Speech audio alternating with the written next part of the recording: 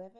Today we are starting our further trigonometry topic, and what better way to start the topic than to go over something that we've already learnt, which is about inverse functions and restricting the domain.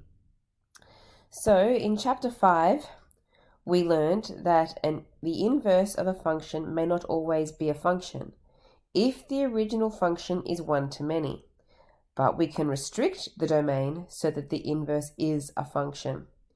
So remember in the box here, the graph of an inverse function is found by reflecting the original graph along the y equals x line.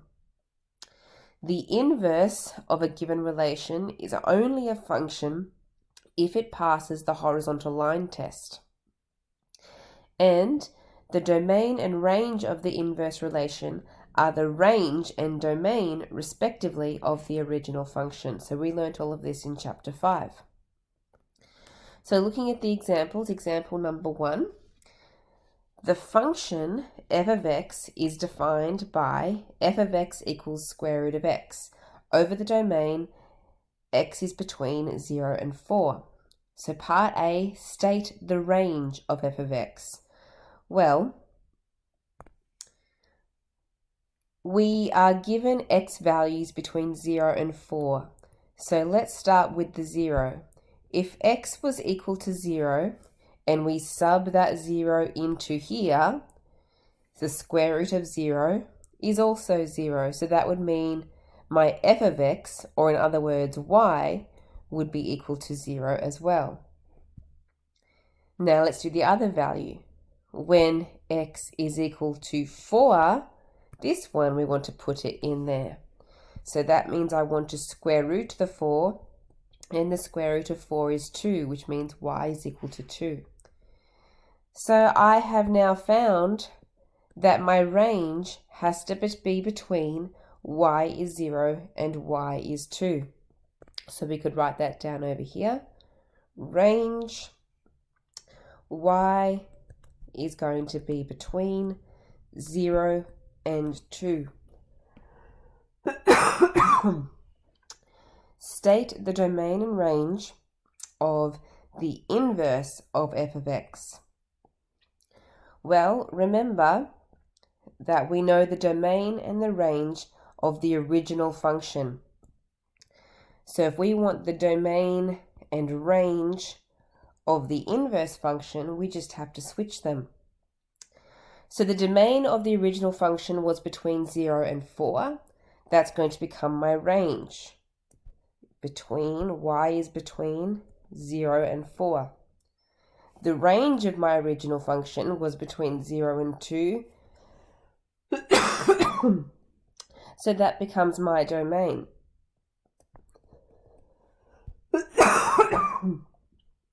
X is between 0 and 2.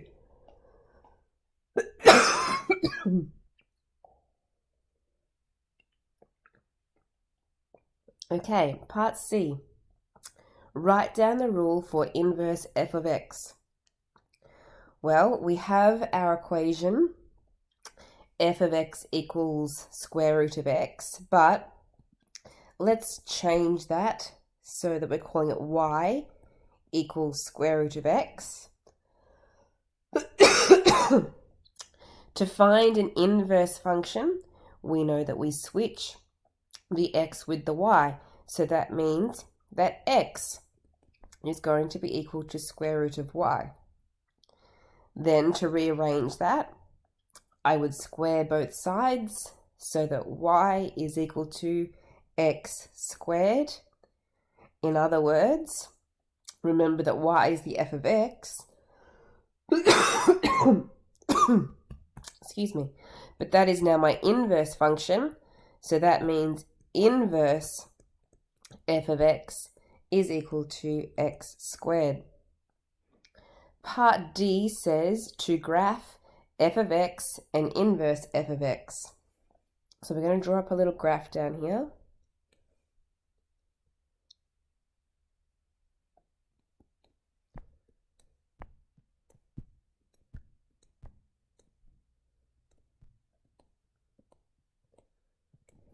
Now I know that my range was between 0 and 4 or 0 and 2 for both of them, so I've just gone up to 4 for both of my axes. Whoops, not 0, sorry.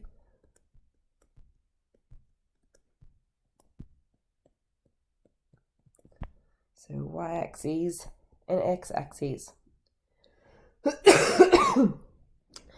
So starting with y equals f of x, my equation was f of x equals root x, this one way up here.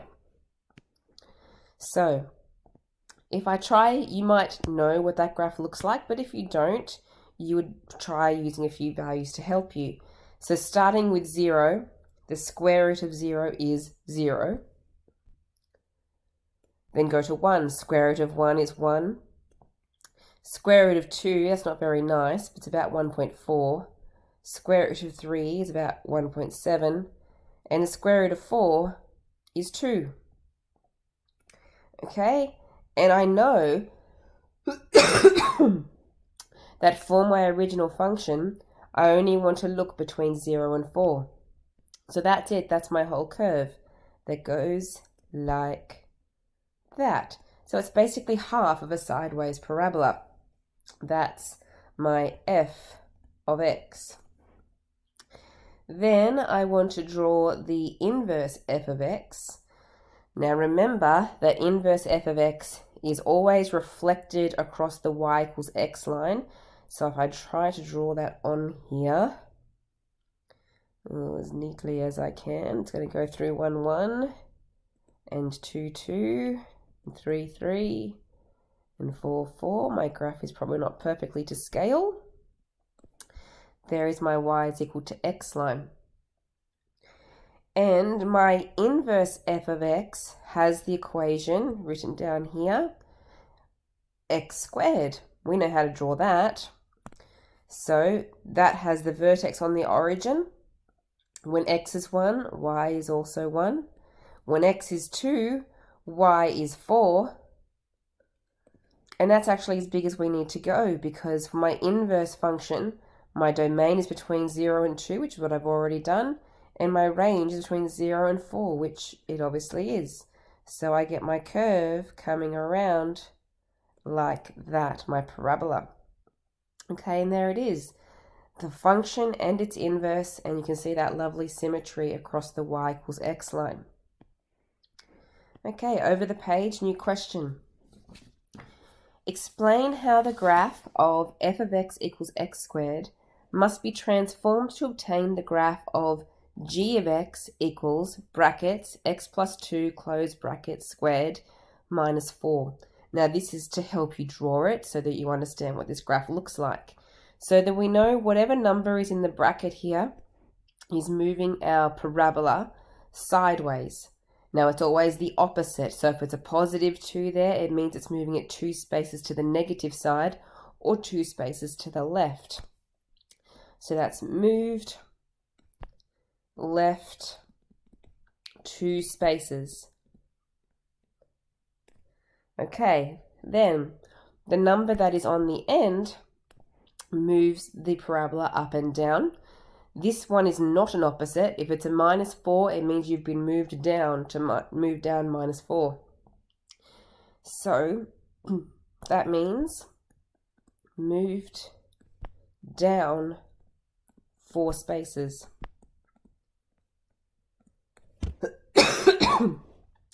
So it says, hence sketch the graph of g of x showing the x and y intercepts and the vertex. Okay, so I'm going to draw myself a little graph here.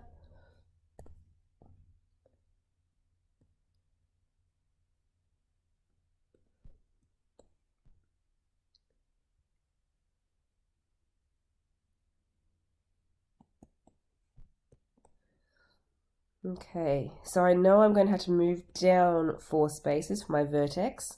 So I need 4 spaces below. And I know that my parabola has been moved to the left 2 spaces. So I'm going to need a fair bit of information over here on the left-hand side as well. Okay, so let's start with that. Let's see how we go. Let's put some numbers on here.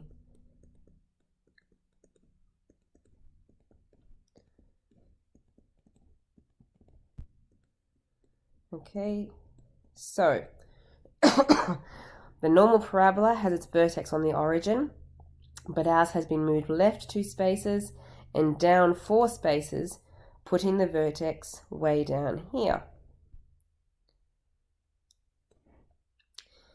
Okay, so we need to draw the rest of the parabola from there. Why don't we see what happens when x is equal to 0 for the origin? If I sub 0 into that equation, so I would get 0 plus 2, that's 2. 2 squared is 4. Minus 4 is 0, so it actually goes through the origin there. Now, the symmetry of a parabola tells me that 2 spaces on the other side of my vertex will be intersecting there as well on the axes. And so my parabola is going to look like this. Okay, so that is g of x. Okay, so it says, hence sketch the graph of g of x. Done that, showing the x and y intercepts. Yes, it goes through the y-axis at 0 and the x-axis at 0 and minus 4. So I have shown that. And my vertex, I haven't written it on there, but maybe I'll do that down here. My vertex has the coordinates minus 2, minus 4. Classify g of x as 1 to 1 or many to 1. Now 1 to 1 is usually a linear relationship, that kind of thing, where for every one x value there's only one y value. It passes the vertical and the horizontal line test. Now this graph will not pass the horizontal line test, so it must be the many to 1 scenario. Okay, so we're going to say here many to 1 as it fails the horizontal line test.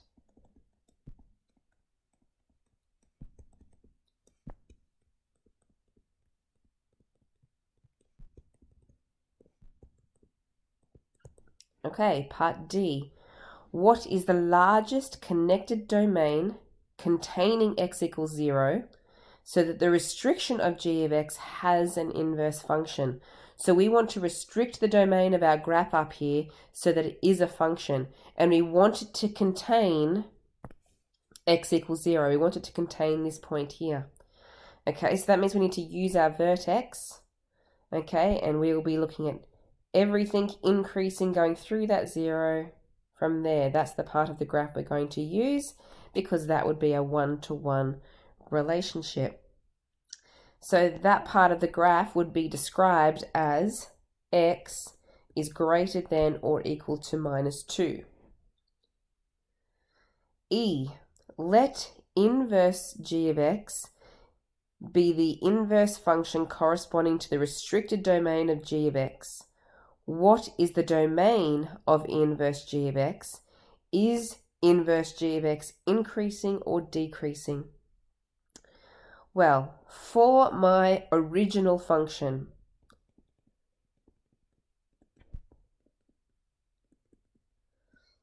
okay, the original function, looking at my red curve there, but only for my restricted domain, I'm restricting that so that x must be greater than or equal to minus 2, because they're the x values I've chosen with that blue line there. And that also means that y values now are restricted from y equals minus 4 going up. So y must be greater than or equal to minus 4. Okay, so if that's the original function, what does that tell me about my inverse function? So inverse g of x must have a domain and a range that switches from the original. So the domain was x is greater than minus 2. that means the range is going to be y is greater than minus 2. The original function, y was greater than minus 4. That means my domain is going to be x is greater than or equal to minus 4. Now we're asked if the curve, the inverse g of x, is going to be increasing or decreasing. Now that is talking about what is happening with the y values of your inverse function. Now my y values, I am told, are going to be greater than or equal to minus 2. So they're going to be getting bigger. Okay, they're going to be starting at minus 2 and they're going to be getting bigger as we go across. So that tells me that g negative 1 of x, or inverse g of x, is increasing.